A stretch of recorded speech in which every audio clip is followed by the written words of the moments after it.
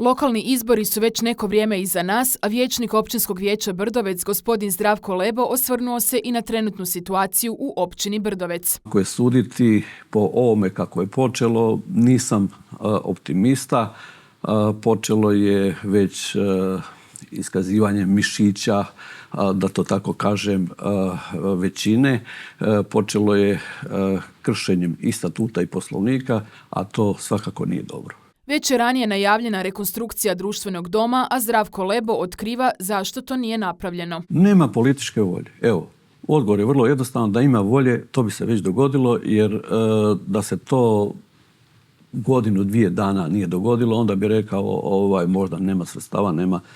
Međutim, evo, to je već 12 i više godina, više od 12 godina, a imamo jedan ogroman prostor koji je neiskorišten, koji tako zjapi, a znamo da evo, svi prostori koji danas su uređeni, bilo privatno, bilo društveno, su iskorišteni. Projekt Centra integracije ocijenjen je kao potencijalno vrijedan, ali loše pripremljen. Pa naravno da donosi pozitivne stvari.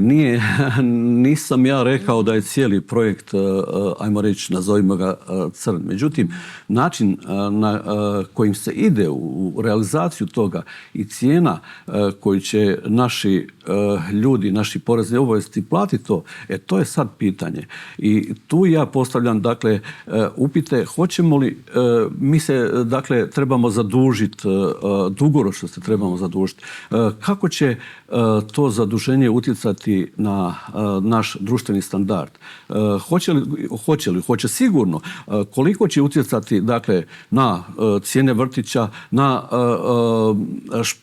šport, športske udruge, na kulturu i sve ostale segmente društva koje su financirane iz općinskog proračuna. Gospodin Zdravko Lebo osvrnuo se i na nedovršene nogostupe u Belohanovoj ulici i Bregoviti. Nije samo u pitanju Belohanova, u pitanju su i mnoge druge ulice. Nabrojat ću Bregovitu, ulicu u Brdovcu, koja je jedna od najnaseljenijih ulica u općini Brdovec i najprometnijih ulica u Brdovcu, i na nju se oslanjaju još mnoge male ulice.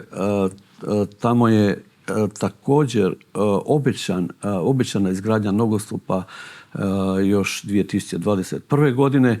Međutim, ništa se nije dogodilo.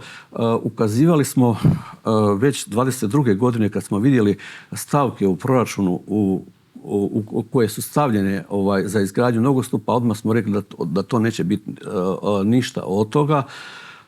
I tako se, nažalost, i dogodilo. Vijećnik Općinskog vijeća Brdovec Zdravko Lebo pozvao je građane na veću participaciju na izborima, jer se samo tako stvari mogu promijeniti.